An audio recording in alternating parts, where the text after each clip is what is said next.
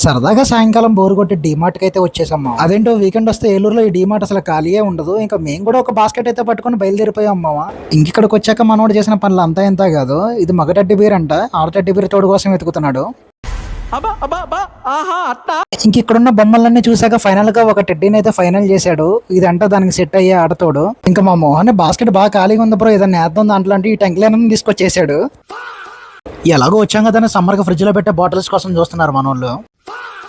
ఇంక ఇక్కడ మా వాళ్ళు ఫైనల్ గా 3 బాటిల్ అయితే సెలెక్ట్ చేశారు. అవి తీసుకొని కిందకైతే వెళ్తున్నాము. ఇంక ఇక్కడ బుక్ చూసాను మామ, చూడంగానే భలే అనిపించింది. విరూపాక్ష సినిమాలో ఉండే శాసన గ్రంథం బహుశా ఇదేనేమో అన్నా. దీన్ని గిఫ్ట్ ఇస్తాను, ప్రేతాత్మక ఏదన్నా రాసుకో దీంట్లో, అర్థమైందా? ఆత్మలు లేవా? అదేంటో ఇది ఒక రకమైన జబ్బేమో అర్థం కాదు మామ. మిర్ర కనిపించగానే ఇలా వీడియో తీసుకోకపోతే నాకైతే మనసొప్పదు.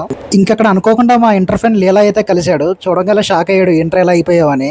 మేమేదో డీమార్ట్ కి సరదాగా తిరుగుదామని వచ్చిన మావాడైతే బాగానే బిల్ చేస్తున్నాడు. ఈ బెల్ట్ తీసుకుందాం అనుకుంటున్నాడంట. ఇంకా మనోడు శివ సినిమాలో సైకిల్ చైన్ లాగా పట్టుకుని దాన్ని అయితే చెక్ చేస్తున్నాడు. అందరం తల ఒకటి ఏదో తీసుకున్నావు, నువ్వు కూడా ఏదైనా తీసుకోబ్రో అని అన్నారు. ఇక నేను సెంటు బాటిల్ అయితే కొందాం అనుకున్నాను. ఇక మా సుందరమామ నేను సెలెక్ట్ చేస్తానని చెప్పి నాకైతే ఒక మంచి సజెషన్ అయితే ఇచ్చాడు, ఇది తీసుకోమని చెప్పి.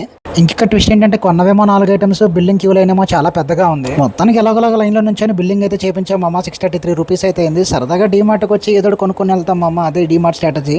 వెళ్తూ ఫాలో కొట్టేసి అయితే వెళ్ళు మామ.